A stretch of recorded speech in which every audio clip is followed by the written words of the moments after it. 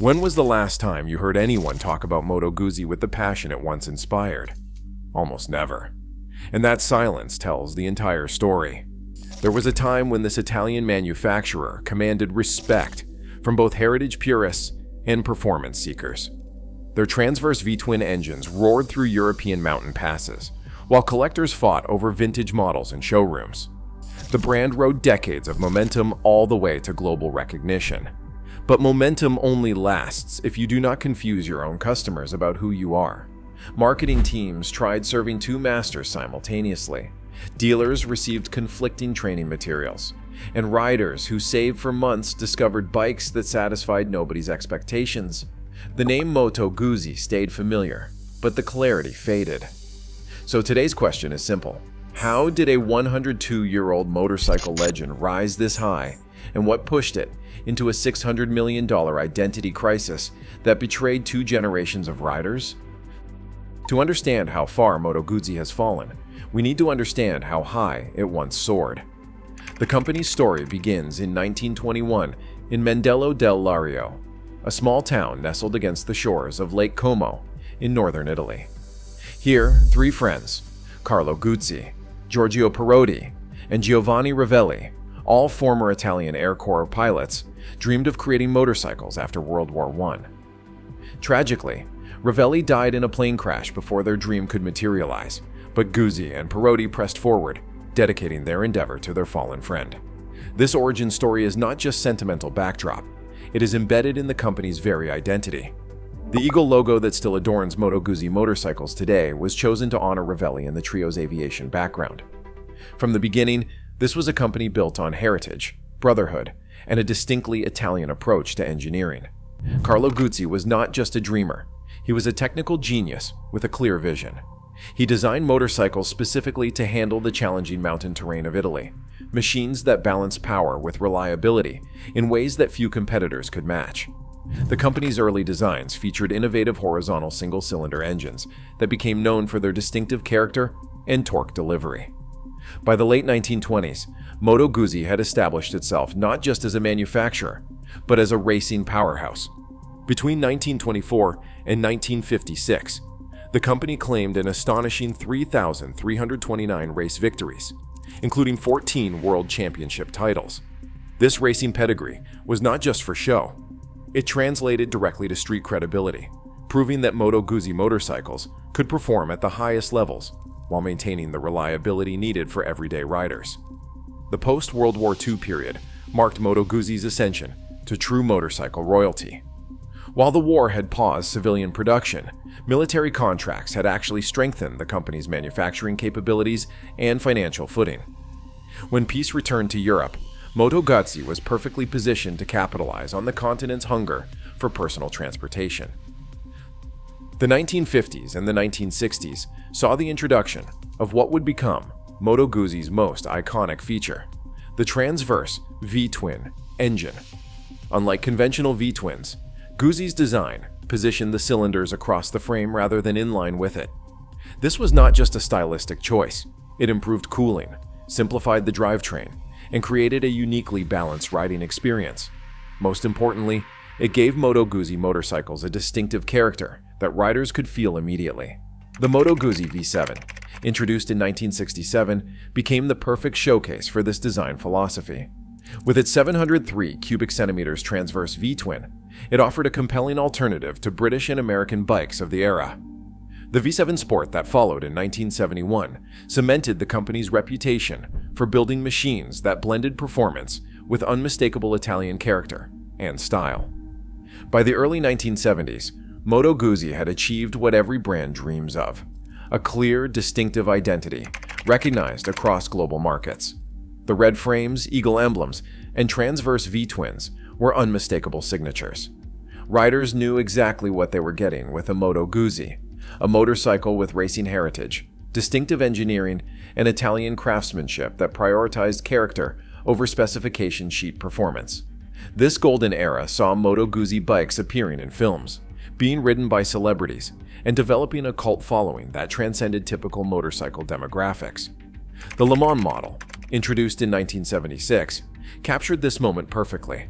a sports motorcycle that offered 71 horsepower, distinctive styling, and handling that rewarded skilled riders. It was not the fastest bike of its era, but it arguably had the most personality.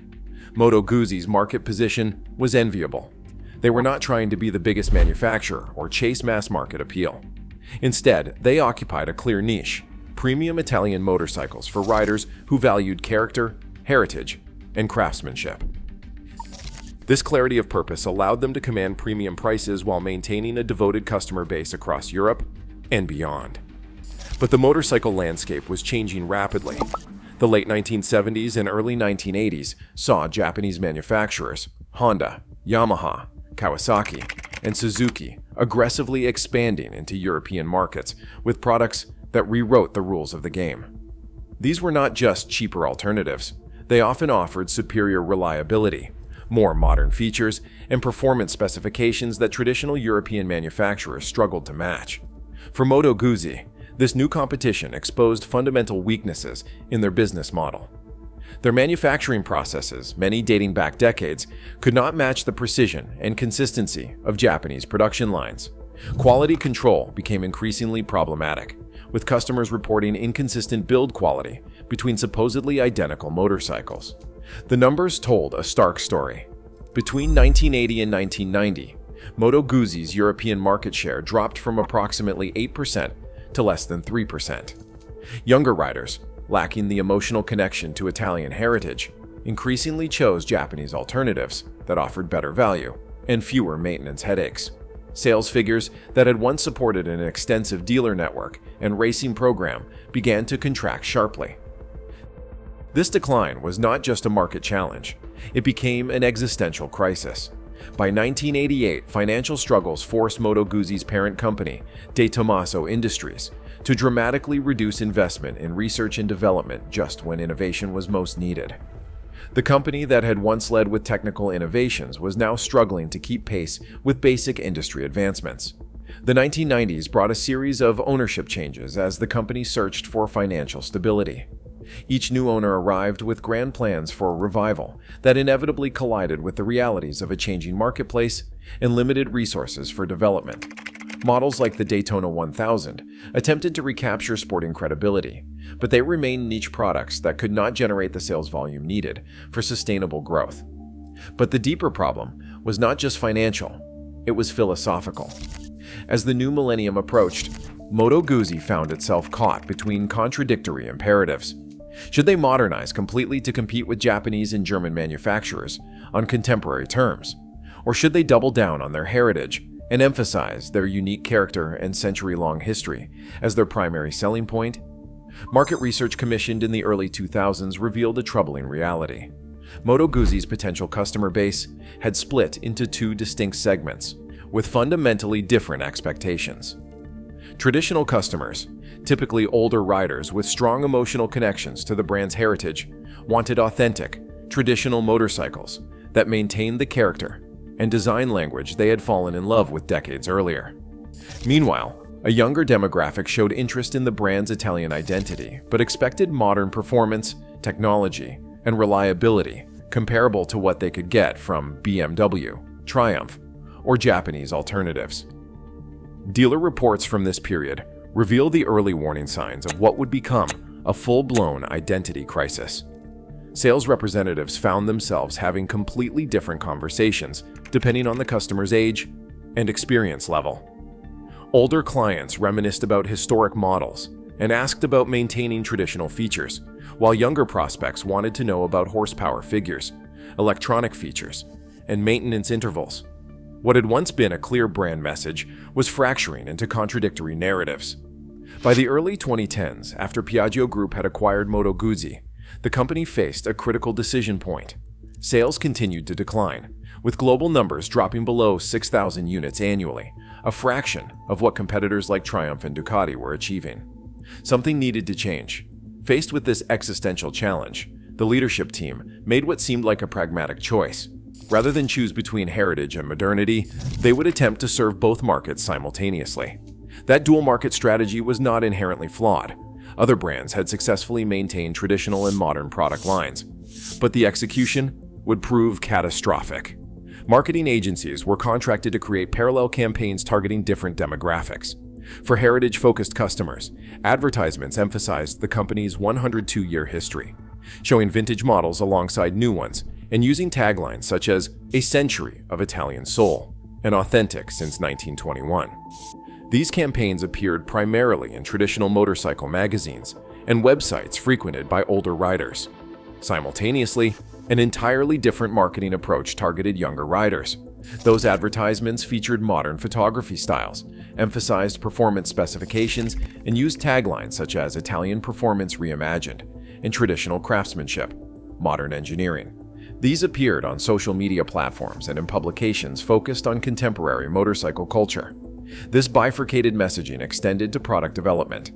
Engineers were tasked with creating motorcycles that could somehow satisfy both traditional expectations and modern performance demands. Models like the V7 III attempted to maintain traditional styling while incorporating modern components. The V85 TT aimed to capture the adventure bike market share while maintaining Guzzi character. The results were compromises that fully satisfied neither objective. Perhaps most damagingly, this dual identity strategy created chaos at the dealer level.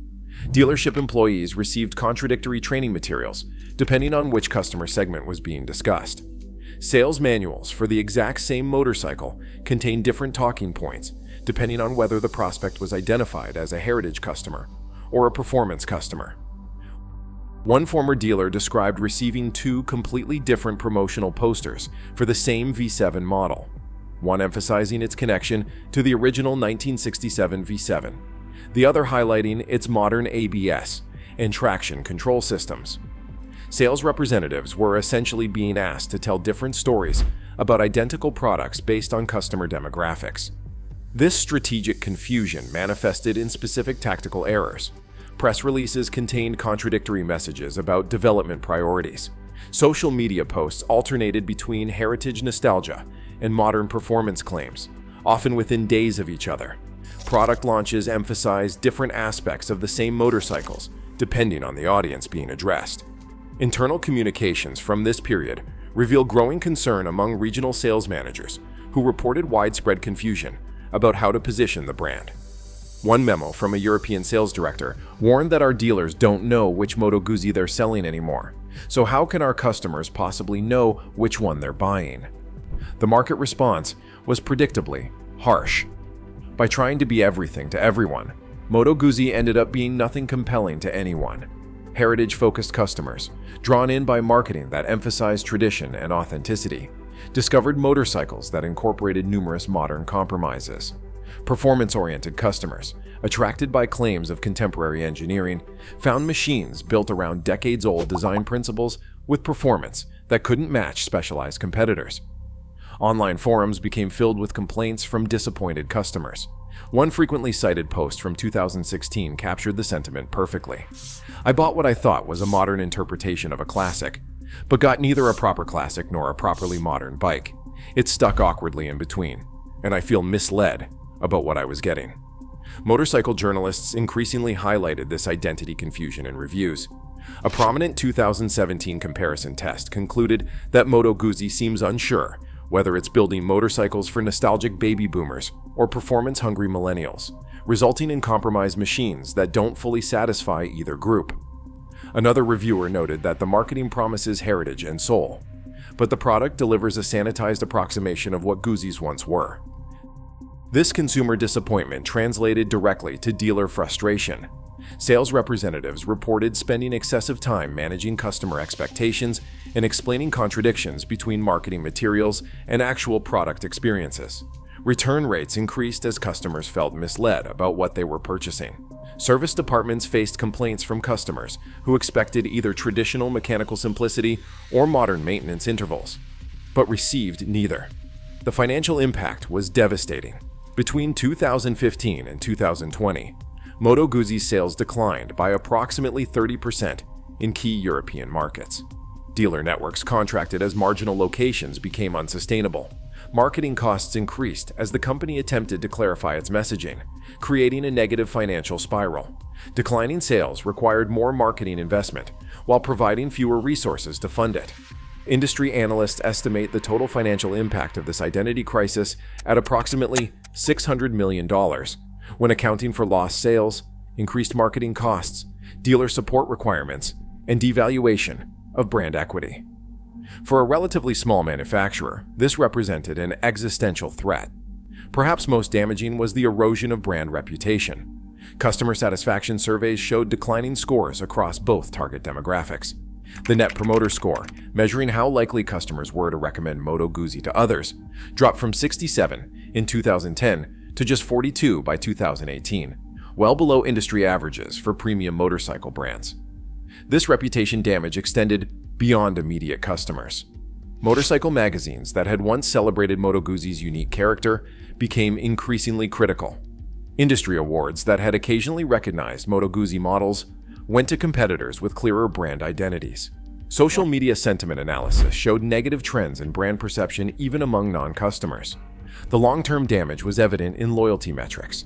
Historical data shows that Moto Guzzi once enjoyed customer retention rates above 70%, meaning most Guzzi owners purchased another Guzzi when replacing their motorcycle. By 2018, that retention rate had fallen below 40%, with former customers defecting primarily to Triumph, BMW, and Ducati, brands that maintained clearer identities. Looking objectively at Moto Guzzi's crisis, 3 critical mistakes stand out as cautionary lessons for any brand facing identity challenges. Critical mistake number 1, serving 2 masters simultaneously. Moto Guzzi's fundamental error was attempting to be both heritage-focused and performance-oriented without choosing a primary identity. This created inherent contradictions that manifested in product development, marketing, and customer experience. Successful competitors demonstrated the importance of clarity. Harley-Davidson, despite periodic attempts at sportier models, maintained a clear commitment to their heritage identity. This sometimes meant sacrificing performance metrics or modern technology, but it preserved a clear brand promise that customers understood. Ducati, conversely, consistently prioritized performance and contemporary design, occasionally referencing their heritage, but never letting it constrain their pursuit of modern excellence. When they introduced retro-styled models like the Sport Classic, these were clearly positioned as specialized offerings within a primarily performance-focused lineup. BMW Motorrad successfully maintained both heritage and modern product lines, but crucially, they clearly differentiated these offerings. The R9T lineup was explicitly developed as a heritage platform, while the S1000RR represented their contemporary engineering capabilities. Customers knew exactly which BMW they were buying and why. The lesson is clear. Brands can serve multiple market segments, but must either clearly differentiate these offerings or establish a primary identity that takes precedence when contradictions arise. Moto Guzzi did neither, creating products that attempted to simultaneously serve contradictory priorities. Critical mistake number 2. Marketing mythology over engineering reality. Moto Guzzi's marketing increasingly diverged from the reality of their engineering and manufacturing capabilities. The Transverse V-twin engine, originally a pragmatic engineering solution from the 1960s, was mythologized in marketing materials as the embodiment of Italian motorcycle philosophy, despite remaining fundamentally unchanged for decades. Advertisements emphasized hand craftsmanship and artisanal production values, but the reality was manufacturing processes that could not match the precision of modern factories. Performance claims suggested parity with competitors whose engineering budgets were orders of magnitude larger. This created a dangerous expectation gap. Customers attracted by romantic marketing discovered motorcycles that could not deliver the promised experience. The Transverse V-twin, celebrated for its character, also brought compromises in performance and maintenance requirements that were not honestly communicated. Contrast this with BMW, which clearly communicated both the strengths and limitations of their engineering choices. When BMW marketing emphasized the character of their boxer engines, they did not pretend these were also the most powerful or efficient designs. They honestly positioned them as characterful alternatives with specific advantages and acknowledged compromises. The lesson: honest communication about both capabilities and limitations builds sustainable customer relationships. Critical mistake number 3: dealer training and customer communication failures. Perhaps Moto Guzzi's most damaging operational failure was providing conflicting sales materials that confused dealers about brand positioning. When the same motorcycle was described in fundamentally different ways, depending on the customer's demographic profile, sales representatives could not construct coherent narratives. This confusion extended to service departments, which received technical training, emphasizing modern maintenance procedures, while marketing promised traditional mechanical simplicity. The result was fragmented customer experiences, eroding trust and loyalty. Customers expecting either experience were inevitably disappointed. Successful competitors maintained consistent messaging across all customer touchpoints. Triumph dealers, for example, received clear guidance on how to position different model families within a coherent brand story. Ducati ensured that marketing promises aligned with actual customer experiences throughout the ownership journey. The compound effect of confused dealers was the creation of confused customers who inevitably became dissatisfied. No product, however well engineered, can overcome fundamental misalignment between expectations and reality. Today, Moto Guzzi stands at another crossroads. The company's centennial in 2021 provided an opportunity to reset their brand positioning, and recent leadership changes have brought renewed focus on clarifying their identity. The V85 TT has found moderate success by embracing a clearer adventure touring identity, while the V7 range has been more honestly positioned as character-focused rather than performance-oriented. Financial performance has stabilized, though it remains far below the company's potential. Sales figures have shown modest improvement since 2021, with global volumes approaching 8,000 units annually, still far below competitors like Triumph, which sells over 60,000 motorcycles yearly. The lesson from Moto Guzzi's identity crisis extends far beyond the motorcycle industry. It illustrates universal principles that apply to any brand facing evolving markets. First, clarity of identity is non-negotiable. Successful brands make difficult choices about who they are, and equally importantly, who they are not. Attempting to be everything to everyone inevitably results in being nothing compelling to anyone. This does not mean brands cannot evolve, but evolution requires honest assessment of core identity and careful management of customer expectations. Second, customer confusion always leads to customer dissatisfaction, regardless of product quality. When consumers cannot form clear expectations about what they are purchasing, disappointment is inevitable, even if the product is objectively competent. Clear positioning creates a framework for customer satisfaction by establishing appropriate expectations. Third, all customer-facing elements must align around a single, coherent brand promise. Marketing, sales, product development, and customer service cannot operate from contradictory understandings of brand identity without creating damaging disconnects in the customer experience. For brands facing similar challenges, Moto Guzzi's experience offers actionable insights. Conduct honest research about your actual customer base rather than the customers you wish you had. Moto Guzzi's attempt to attract younger riders without alienating traditional customers led to compromises that satisfied neither. Understanding who genuinely values your brand proposition allows for authentic evolution rather than identity confusion. Align all customer touchpoints around a single brand narrative. When sales materials, marketing, product development, and service experiences tell consistent stories, customers develop appropriate expectations that can be satisfied. Consider that brand clarity may require rejecting some potential customers. Moto Guzzi's attempt to appeal to everyone diluted their appeal to anyone. Successful brands understand that clear positioning means some consumers will look elsewhere, and they are comfortable with that trade-off. The question for Moto Guzzi's future remains open. Can they rebuild trust with both heritage enthusiasts and performance riders? Or must they choose one path and accept the loss of the other market segment? The answer will determine whether this 102-year-old legend reclaims its distinctive voice or becomes another generic option in a crowded marketplace. History shows that the most successful brands are not necessarily those with the broadest appeal. They are the ones with the clearest identity. In attempting to speak to everyone, Moto Guzzi lost their authentic voice. Their $600 million identity crisis stands as a warning to all brands facing the temptation of trying to be all things to all people. The luxury landscape has shifted. Brands that chase two different customers inevitably disappoint both. Your spending decisions shape which survive: heritage or innovation, clarity or confusion. The market rewards only one approach. Do you agree? Subscribe now. What we uncover next will change how you see every purchase you make.